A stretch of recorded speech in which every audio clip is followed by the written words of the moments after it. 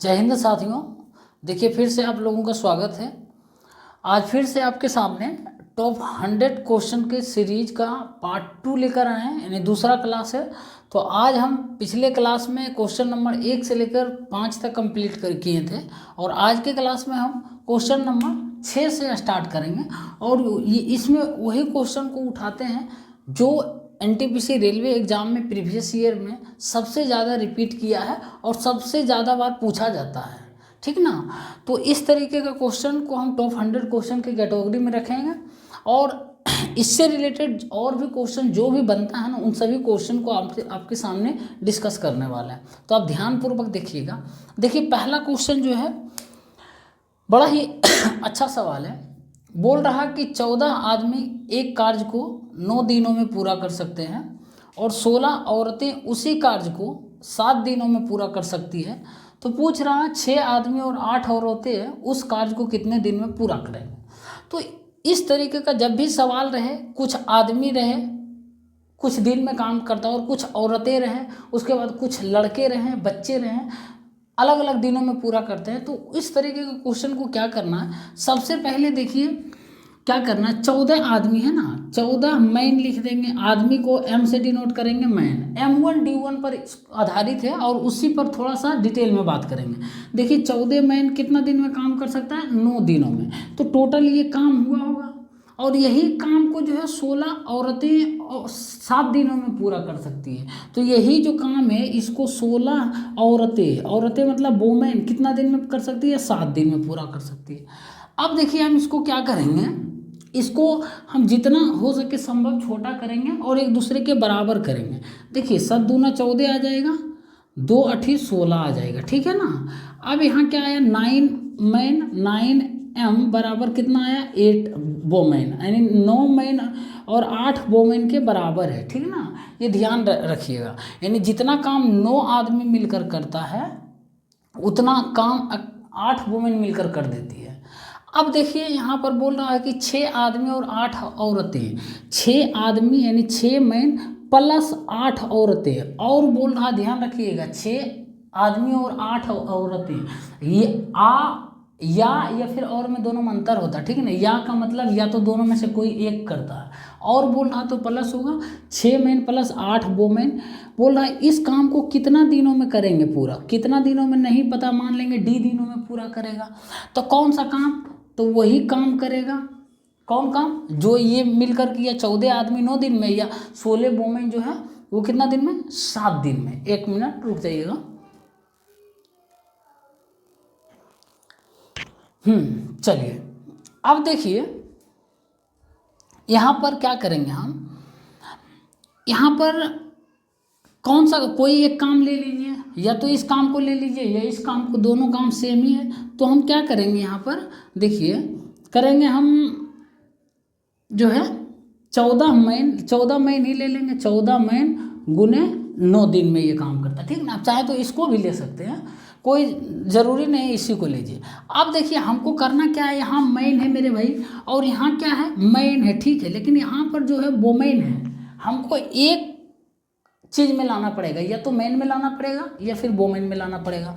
तो यहाँ पर देखिए 6 मैन तो है, ठीक है, 6 मैन रहने देते हैं, इन प्लस 8 वोमेन। देखिए 9 मैन बराबर 8 वोमेन है, लेकिन 8 वोमेन का मान पूछ रहा है, तो 8 वोमेन का मान कितना होगा, 9 मैन हो जाएगा।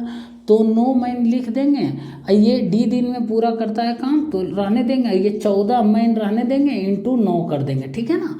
अब देखिए ये क्या होगा, 9 प्लस 6, 9 मैन प्लस 6 मैन कितना होगा, 15 मैन। तो 15 मैन इसको D दिन में पूरा करता है, तो 14 मैन गुने 9 दिन, ठीक है ना। अब इसको हम काटेंगे तो देखिए मैन तो ऐसे ही कैंसिल हो जाएगा ना। तो D बराबर आ जाएगा 14 गुने 9/15, यही आएगा ना। तो इसको आप काटिए, देखिए 3 तिया 9, 5 तिया 15, ये क्या आ गया, 4 तिया 42/5, इसको काटिएगा, 5 8 40, 5 का 20, यानी 8.4 दिन आ जाएगा। D बराबर क्या था, दिन ही तो था ना, तो D का मान आ गया 8.4 दिन। ये ध्यान रखिएगा। मान लिया जाए और बोल देता आगे क्वेश्चन में कि कुछ और लड़के भी रहते हैं, बच्चे भी रहते हैं और उस काम को कुछ और दिन में पूरा करते हैं। मान लेते हैं बोलता कि 5 चिल्ड्रेन है और उस काम को 15 दिन में पूरा कर सकते हैं, तो फिर एक 3 को बराबर करते एक दूसरे के, इस मैन बराबर वोमेन बराबर चिल्ड्रेन कर देते, ठीक है ना, इस तरीके से कर देते। तो वहाँ पर भी जब आपसे इस तरीके का आगे पूछता तो सेम चीज़ में कन्वर्ट कर देते, या तो मैन में कर दीजिए या वोमेन में कर दीजिए या फिर चिल्ड्रेन में कर दीजिए, बच्चा में, ठीक है ना। तो ध्यान रखिएगा जो भी होगा वो सेम यूनिट में होगा, तब जाकर इसका करेक्ट आंसर निकलेगा, ठीक है ना। तो इस तरीके का क्वेश्चन बार बार पूछा जाता है, ध्यान रखिएगा मेरे भाई। समझ आया तो बोलिएगा समझ आया, और नहीं आया तो भी बोलिएगा, क्योंकि मैं जो बता रहा हूँ इसका क्या फीडबैक है आप ही लोगों को देने का है। और मुझे तो सब क्वेश्चन इजी ही लगता है, लेकिन आप बताइए, आप, मेरा मकसद है आपको समझाना, ठीक है ना। साथियों 7 नंबर क्वेश्चन बहुत ही इंपॉर्टेंट होने वाला है, इसको आप जरूर सब जितना पॉइंट्स बताएंगे सब के सब पॉइंट्स आप नोट कर लेना, ठीक है ना। सिर्फ ये नहीं देखिए, हो सकता है लंबा वीडियो हो 7 से 8 मिनट जाए, लेकिन मैं हर एक चीज़ बता दूंगा। आप सुने होंगे अंतःवृत्त और बाह्यवृत्त से रिलेटेड क्वेश्चन। बोल रहा 3 सेंटीमीटर 4 सेंटीमीटर और 5 सेंटीमीटर भुजा वाले एक त्रिभुज पर अंतःवृत्त यानी इन सेंटर और परिवृत्त यानी ऑर्थो सेंटर जो होता है खींचा जाता है, खींचे गए। इस प्रकार निर्मित अंतःवृत्त और परिवृत्त की त्रिज्याओं का अनुपात निकाले। बहुत ही मज़ेदार सवाल है। तो देखिए 3 सेंटीमीटर 4 सेंटीमीटर और 5 सेंटीमीटर आपके माइंड में ये जैसे ही पढ़ते हैं तो कौन सा त्रिभुज बनते हुए दिखाई देता है, तो बोलिएगा समकोण त्रिभुज। एक त्रिभुज है ना, तो ये 3 4 5 ट्रिपलेट बनाता है, यानी समकोण त्रिभुज की बात कर रहा है। ये ध्यान रखिएगा, ट्रिपलेट कुछ याद आपको रहना चाहिए। तो 3 सेंटीमीटर है, 4 सेंटीमीटर और ये हाइपोटेनस जो है 5 सेंटीमीटर है। ये नाम दे दीजिए, ए दे दीजिए, बी दे दीजिए, सी दे दीजिए और ये 90 डिग्री है, ठीक है ना।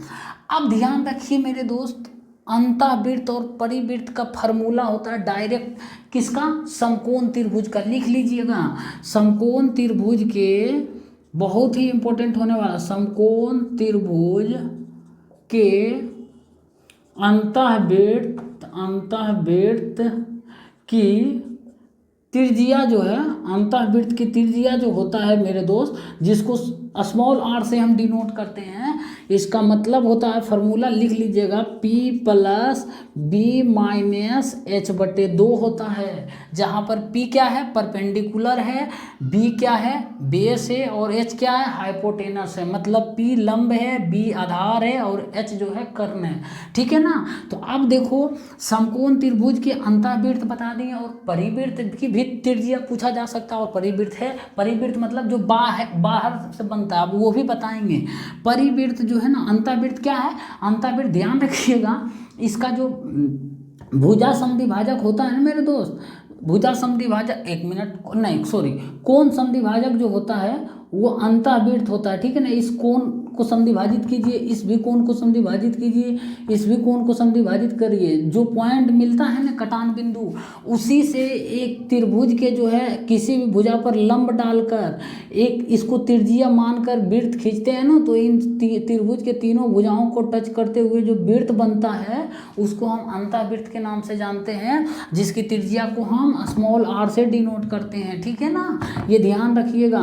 अब इस बिंदु को O दे दीजिए नाम या फिर I दे दीजिए, कोई मतलब नहीं, आपके ऊपर डिपेंड करता है। अंतःवृत्त कैसे बनता है कि त्रिभुज के कोण समद्विभाजक, यानी तीनों कोण के उस 2 बराबर भागों में बांटिएगा तो एक पॉइंट पर ही तीनों लाइन मिलेगा, तो उस पॉइंट पर से त्रिभुज के किसी भी भुजा पर एक लंब डालिएगा, परपेंडिकुलर डालिएगा और उस लंब को त्रिज्या मानकर एक सर्किल ड्रॉ करिएगा, तो एक तीनों भुजाओं को टच करते हुए एक वृत्त बनेगा और वो वृत्त कहलाएगा अंतःवृत्त। और जो त्रिज्या मानकर खींचिएगा ना, ये कहलाएगा अंतःत्रिज्या उस त्रिभुज का। ये सब चीज़ें लिख लीजिए।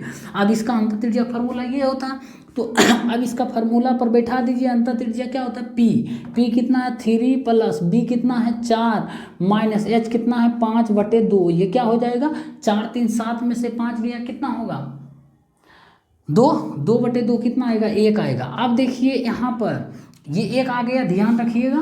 अब देखिए यहाँ पर समकोण त्रिभुज के बाह्यवृत्त की लिख देते हैं फार्मूला, समकोण त्रिभुज के बाह्यवृत्त की त्रिज्या, समकोण त्रिभुज के बाह्य वृत्त की त्रिज्या, जिसको हम कैपिटल आर से डिनोट करते हैं, ठीक है ना, बराबर होता है मेरे दोस्त ये h/2 होता है। बहुत ही इंपॉर्टेंट है, यानी हाइपोटेनस का जो होता है आधा होता है, ठीक है ना, याद रख लेना। तो यहाँ पर अब पहले बाह्य वृत्त कैसे बनेगा, तो अंतःवृत्त कौन समद्विभाजक से बना, कौन समद्विभाजक, जो कटान बिंदु था। अब बाह्य वृत्त जो है ना वो भुजा के समद्विभाजक से बनेगा। मैं लिख देता हूँ, 1 मिनट रुक जाइएगा। बाह्य वृत्त होगा मेरे दोस्त ये भुजा का समद्विभाजक, जैसे ये है ना, ये जैसे त्रिभुज है, ठीक है ना, समकोण, इसका भुजा ये है, इसको समद्विभाजित करिए 2 भागों में, ये मान लिया जाए 2 भाग में, इस भुजा को करिए ये, अब इस भुजा को करिए, इस तरीके से यहाँ जो पॉइंट बनता है ना, अब इस पॉइंट से मेरे भाई त्रिभुज के कोई एक शीर्ष को मिलाइए, और एक शीर्ष को मिला के जो मिलता है उसको आप रेडियस मान लीजिए, यानी अंतःवृत्त के बाह्य वृत्त के रेडियस। अब इसी रेडियस को मानते हुए एक वृत्त खींचिएगा ना, तो ये तीनों त्रिभुज के शीर्ष से होकर गुजरेगा, ठीक है ना, और यही कहलाएगा परिवृत्त, और ये परित्रिज्या कैपिटल आर कहलाएगा, ठीक है ना। बाह्य वृत्त बोलेगा कैसे बनता है, तो बोलना कि कोई भी त्रिभुज के भुजा के 2 बराबर भागों में भुजा समद्विभाजक के कटान बिंदु को किसी त्रिभुज के उस त्रिभुज के किसी भी शीर्ष से मिलाकर एक त्रिज्या मानकर जब हम एक वृत्त खींचते हैं तो तीनों भुजाओं के शीर्ष को टच करते हुए जाती है, और वही वृत्त जो कहलाती है क्या, परिवृत्त कहलाती है। अब परिवृत्त का समकोण त्रिभुज के परिवृत्त की त्रिज्या बाह्य वृत्त या परिवृत्त वही होता है कैपिटल आर बराबर h/2। अब h यहाँ पर क्या है मेरे दोस्त, तो 5 है बटे 2 है, तो यही हो जाएगा 5/2 क्या हो जाएगा, कैपिटल आर हो जाएगा। और आपसे पूछ क्या रहा था मेरे दोस्त, देखिए इन दोनों का अनुपात पूछ रहा, अंतःवृत्त और परिवृत्त की त्रिज्याओं का अनुपात। अंतःवृत्त क्या है 1 है बटे परिवृत्त कितना है 5/2 है ना, तो ये क्या हो जाएगा 2:5 आ जाएगा ना, 1/5/2, ठीक है ना, तो 2 अनुपात जो है 5 हो जाएगा। अब ये ध्यान रखिएगा, देखिए 2:5 कौन सा, ऑप्शन नंबर सी। मान लिया जाए थोड़ा देर के लिए कॉमन सेंस लगाइए, खैर कॉमन सेंस से एक ही ऑप्शन एलिमिनेट होता है, अंतःवृत्त और परिवृत्त है ना।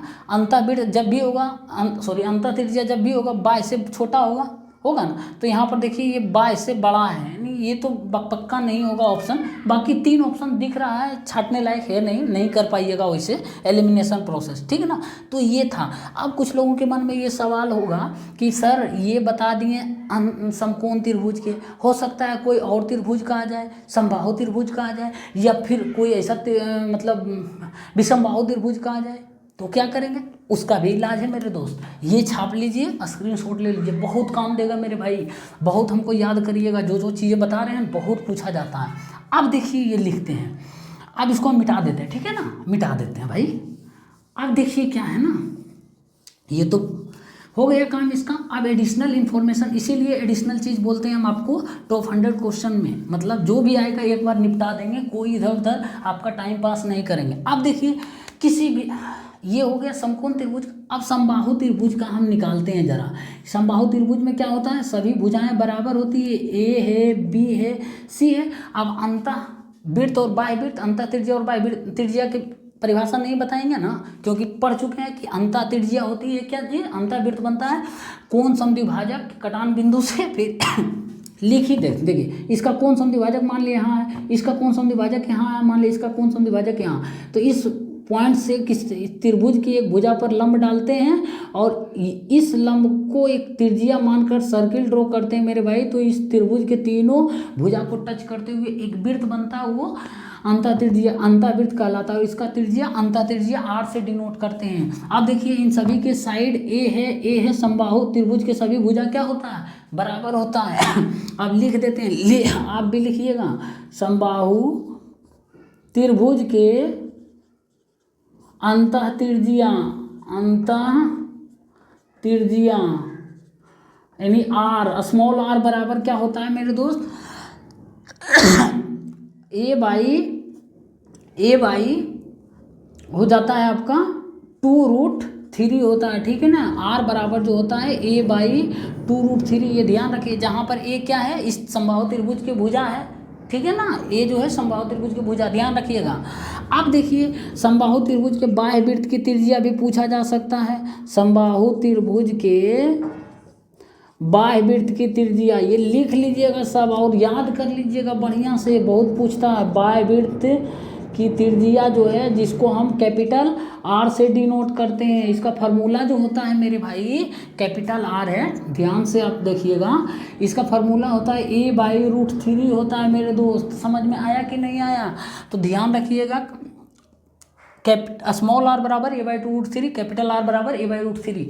अब देखिए यहाँ पर क्या हो जाएगा इसका, ये रखिएगा। अब बाकी जो भुजा रहेगा क्वेश्चन में उस अनुसार बना। अब देखिए आप लोगों के मन में ये ख्याल आएगा कि भाई त्रिज्या पूछा, हो सकता है क्षेत्रफल वृत्त का पूछ दे, कोई दिक्कत नहीं। त्रिज्या निकल गया तो वृत्त का क्षेत्रफल क्या है, मान लिया अंतः त्रिज्या निकल गया, अंतः वृत्त का क्षेत्रफल पूछता तो क्या होता, पाई आर स्क्वायर। पाई आर यहाँ निकल गया, निकाल दीजिएगा यहाँ से, पाई आर स्क्वायर खत्म कहानी। बाय वृत्त का क्षेत्रफल पूछता तो बाय त्रिज्या का फॉर्मूला आपको पता है, बाय वृत्त का क्षेत्रफल नहीं निकलेगा, पाई आर स्क्वायर, आर का मान इसे निकाल लीजिएगा, बस खत्म कहानी। उसी तरीके से समकोण त्रिभुज में भी अंतः वृत्त और बाय वृत्त का क्षेत्रफल पूछेगा तो त्रिज्या निकल गया, तो मेन तो त्रिज्या है ना, त्रिज्या निकलेगा तो क्षेत्रफल निकल जाएगा वृत्त का। अब देखिए ये हो गया मेरे भाई। अब क्या है, किसी भी त्रिभुज का अंतःवृत्त और बाह्यवृत्त के त्रिज्या निकालते हैं। और एक चीज़ लिख लीजिएगा आप नोट में, डायरेक्ट पूछता है समबाहु, मैं लिख देता हूँ नोट में, ठीक है ना। डायरेक्ट पूछता है समबाहु त्रिभुज के अंतःवृत्त त्रिज्या, अंतःवृत्त की त्रिज्या या अंतः त्रिज्या, ठीक है ना, अंतःवृत्त की त्रिज्या, और लिख लीजिएगा समबाहु त्रिभुज के अंतःवृत्त की त्रिज्या और बाह्यवृत्त की त्रिज्या का अनुपात पूछ देता है, बाह्यवृत्त की त्रिज्या का अनुपात पूछ देता है, ठीक है ना, त्रिज्या का अनुपात पूछ देता है मेरे दोस्त। इसको रट लेना, जो होता है ना वो होता है आपका 1:2 होता है। समझ में आया? समबाहु त्रिभुज के अंतःवृत्त और बाह्यवृत्त की त्रिज्या का अनुपात पूछ देता है तो 1:2 होगा। जैसे देखो इसको करो, अभी अंतःवृत्त की त्रिज्या कितना है समबाहु त्रिभुज का, a/2√3 है ना, अनुपात पूछता है बटे क्या है, बाह्यवृत्त की त्रिज्या कितना है, a/√3 है, ठीक है ना। तो देखो a कैंसिल, √3 कैंसिल, तो ऊपर में क्या है 1 है, नीचे में क्या है 2 है, तो 1:2 आ गया ना। तो ये ध्यान रखना, ठीक है ना, 1:2। और यदि पूछ देगा कि समबाहु त्रिभुज के अंतःवृत्त का क्षेत्रफल और बाह्यवृत्त के क्षेत्रफल का अनुपात क्या होगा, तो कुछ नहीं, त्रिज्या का अनुपात दोनों का 1:2 है, तो क्षेत्रफल क्या होगा, इसका स्क्वायर हो जाएगा, पाई आर स्क्वायर होता है, पाई तो दोनों खत्म हो जाएगा ना, कॉमन कांस्टेंट खत्म हो जाएगा दोनों। तो इसका क्षेत्रफल पूछ भी सकता है आपसे, तो क्षेत्रफल लिखिएगा, मैं लिख देता हूँ, आप बढ़िया से लिखिएगा। समबाहु त्रिभुज के अंतःवृत्त की और बाह्यवृत्त के क्षेत्रफल का अनुपात जो होता है इतना लिख लीजिएगा, बराबर होता है 1:4 होता है, ठीक है ना। ये भी डायरेक्ट पूछता है, क्षेत्रफल 1:4, त्रिज्या तो 1:2 है, तो क्षेत्रफल इसका स्क्वायर हो जाएगा। समझ में आया? एक चीज़ और लिखो, ये हो गया समकोण त्रिभुज, समबाहु त्रिभुज। अब जो है बताएंगे आपको किसी भी त्रिभुज रहे उसमें अंतःवृत्त और बाह्यवृत्त का त्रिज्या निकल गया तो क्षेत्रफल निकल गया, ठीक ना। अब मिटा देते हैं ये, ठीक। अब देखिए जो है इसमें बाह्यवृत्त बनाए नहीं है फिगर से, आप समझ गए होंगे, पिछले ही समकोण त्रिभुज में जो बनाकर दिखा दिए वही तरीका है कि भुजा समद्विभाजक होगा, ठीक है ना। अब जो है देखिए किसी भी त्रिभुज के अंतःवृत्त और बाह्यवृत्त की त्रिज्या का अनुपात। अब देखिए किसी भी त्रिभुज ना मान लीजिए ABC त्रिभुज है, इसका साइड A है, इसका साइड B है, इसका साइड C है, ठीक है ना। अब इसमें पूछेगा अंतःवृत्त की त्रिज्या बताओ भाई, तो कैसे बताएंगे, कोई बात नहीं, ये भी बताएंगे, लिख लीजिए।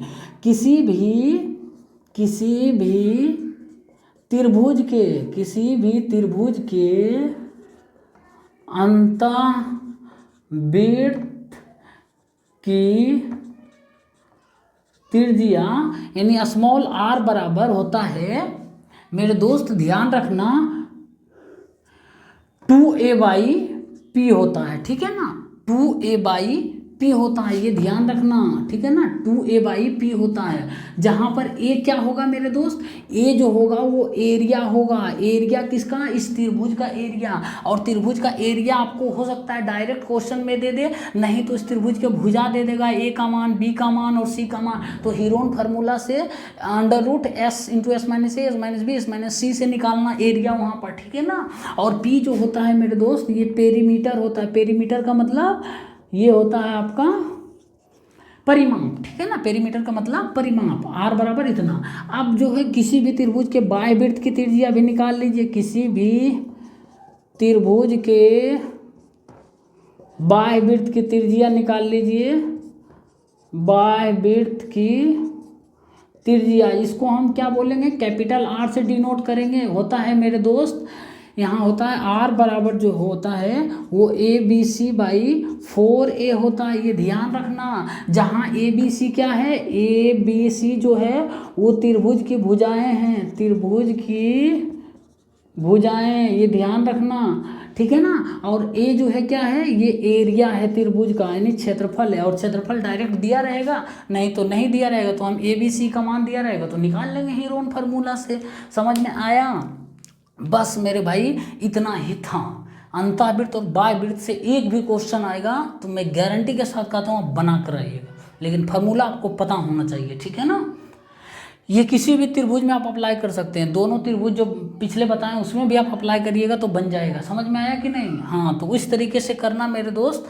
उम्मीद करते हैं समझ आया होगा। लंबा क्वेश्चन था ये, सिर्फ था तो एक 25 सेकंड 20 सेकंड का था, लेकिन आपको हम कितना देर में बताएं, 8 से 10 मिनट लगा हो, लेकिन पूरे डिटेल में हम बता दिए, ठीक है ना। पसंद आया दोस्त तो वीडियो को लाइक कर दीजिए और जो है शेयर कर दीजिए, ताकि जितने भी स्टूडेंट्स हैं उन सभी को, बेचारे को NTPC की तैयारी करने वाले या किसी भी एग्जाम के जिनका मैथ वीक है उनका थोड़ा सा स्ट्रॉन्ग हो जाए, ठीक है ना। मैं देखिए फ्लैश लाइट जलाकर आप लोगों के लिए एफर्ट कर रहा हूँ, तो इतना फर्ज बनता है वीडियो को शेयर कर दीजिए, ठीक है ना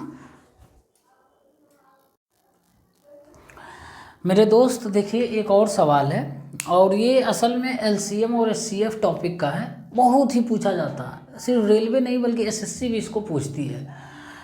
बोल रहा 3 अलग अलग ट्रैफिक सिग्नलों की लाइटें क्रमशः प्रत्येक 72, 108 और 48 सेकंड के बाद बदलती है। यदि लाइटें सुबह 9:30 पर यानी 9:30 बजे पर एक साथ बदलती है तो वे किस समय पुनः एक साथ बदलेंगे। देखिए ऐसा सवाल रहे ना तो आपको करना क्या है ना, इस तरीके का सवाल, ट्रैफिक लाइट सिग्नल बदलता है या फिर एक सर्कुलर पाथ पर जो है 2 या 2 से अधिक धावक जो है दौड़ने वाला वो दौड़ता है, तो पूछेगा किस समय वो एक साथ फिर से मिलेंगे, ठीक ना। तो इस तरीके का क्वेश्चन में आपको जो है LCM निकालना है। पहले नंबर इसको क्या करेंगे हम, इसका LCM निकालेंगे। तो देखिए सबसे पहले जो है 3 लाइट अलग अलग है। पहला लाइट जो है 72 सेकंड में बदलती है, दूसरा लाइट जो है 108 सेकंड में, और तीसरा लाइट जो है 48 सेकंड में बदलती है। अब देखिए इन तीनों का LCM ले लीजिए मेरे दोस्त, इन तीनों का जो है ना क्या करिए, LCM ले लीजिए, ठीक है ना। इन तीनों का LCM यदि हम ले लेते हैं तो जो LCM आएगा ना, उस समय उस टाइम पर जो है तीनों जो है एक साथ बदलेगी फिर से, ठीक ना। इन तीनों का जो LCM आएगा उस टाइम पर तीनों फिर से एक साथ लाइट बदलेगी।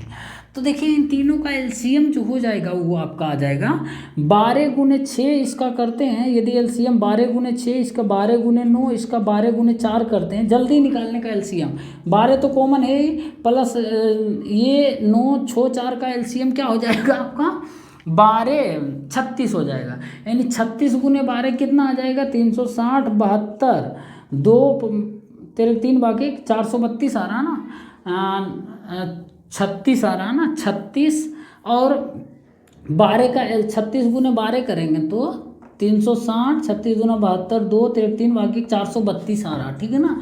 432 आ रहा है इसका LCM, नहीं तो और भी आप कर सकते हैं, बहुत छोटा मान लिया जाए, कितना हो जाएगा 144 नहीं आएगा, 432 ही रहने देते हैं, ठीक है ना। हाँ 432 ही रहने देते हैं।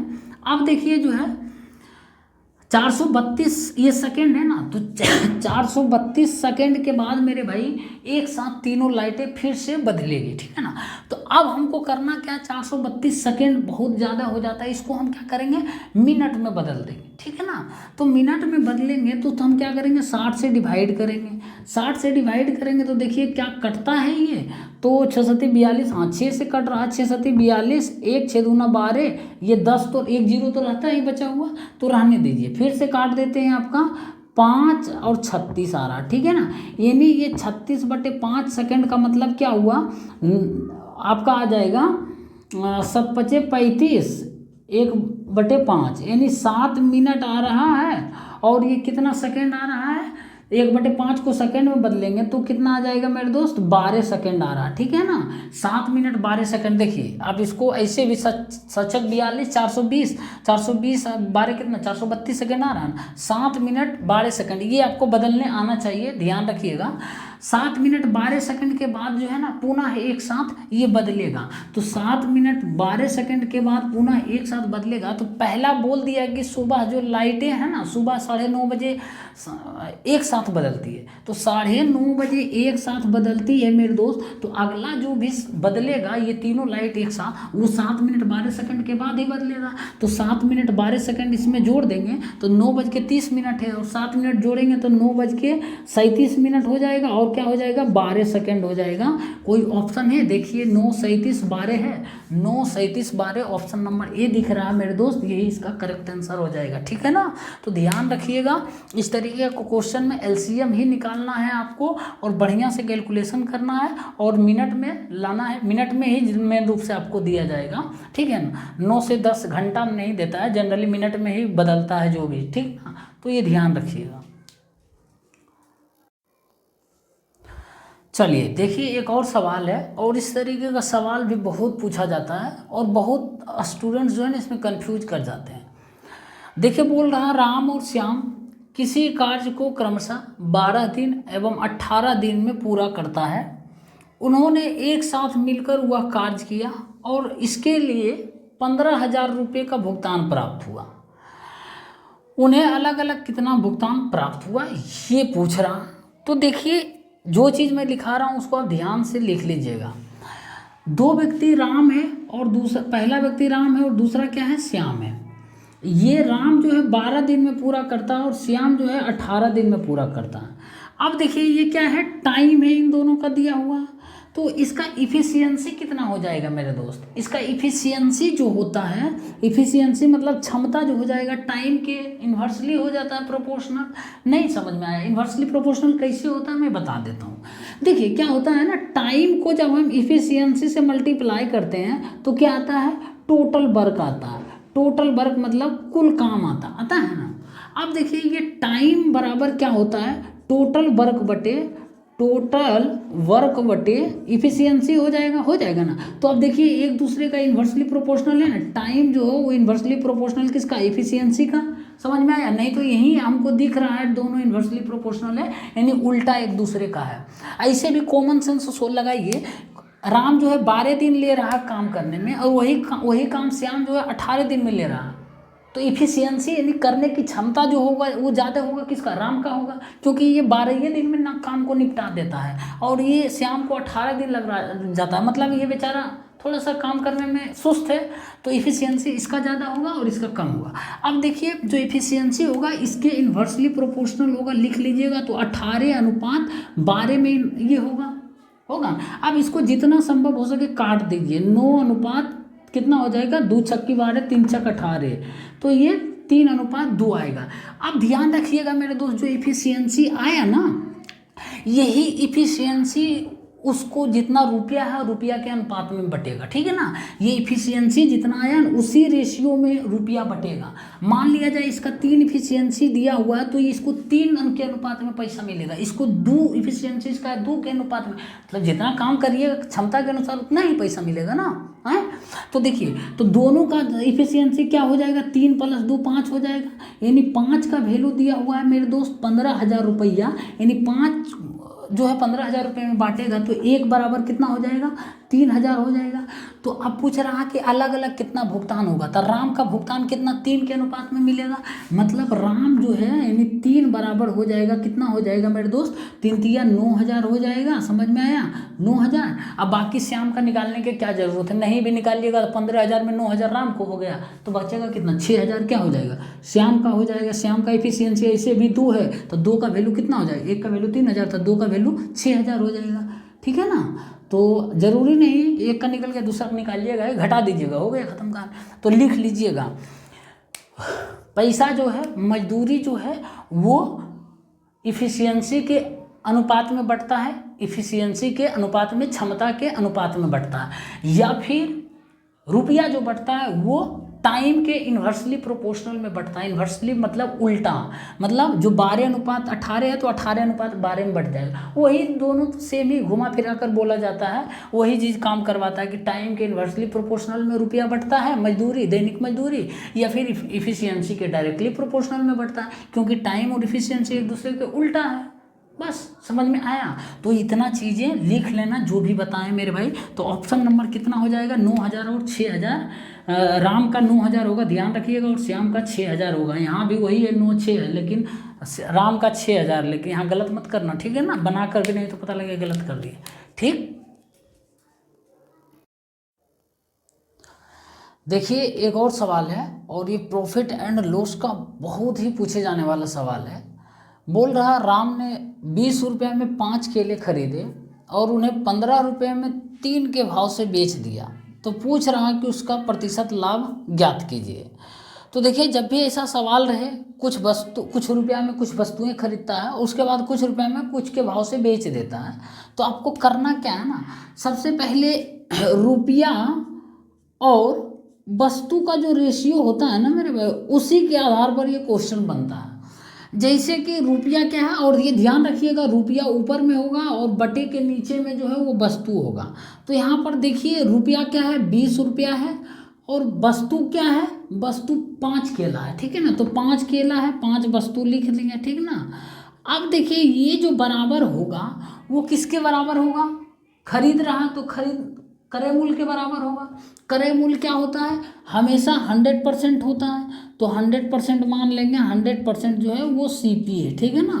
तो 20/5 बराबर 100%। और आपसे पूछ रहा है कि 15 रुपये में 3 के भाव से बेच दिया, तो अभी हम क्या बोले, इसी कॉन्सेप्ट पर बनता है, रुपया ऊपर रखिए वस्तु नीचे। तो रुपया क्या है मेरे दोस्त? तो रुपया 15 है यहाँ पर, 15 रुपया, और वस्तु कितना है? 3 के भाव से, यानी 3 वस्तु दिया हुआ। तो यही पूछ रहा 15/3 का वैल्यू क्या होगा। अब देखिए 20 और ये क्या है? सेलिंग प्राइस है, ठीक है ना? ये सेलिंग प्राइस है, ठीक। अब देखिए 20/5 का वैल्यू 100% है, तो 15/3 का वैल्यू कितना होता है देख लेते हैं। तो 15/3 का वैल्यू आपका हो जाएगा, ये 100 हो जाएगा। 100 तो पहले से रहेगा, ये ऊपर उधर चला जाएगा, गुना में हो जाएगा, और ये नीचे चला आएगा, भागा में हो जाएगा, ठीक है ना? एक का वैल्यू इतना निकाल लेंगे, ठीक है ना? तो 15/3 का वैल्यू कितना होगा? 15/3 से मल्टीप्लाई कर देंगे। नहीं समझ में आया? देखिए 20/5 का वैल्यू 100% है, तो एक का वैल्यू निकाले तो कितना हो जाएगा? 100 गुने 5/20 हो जाएगा।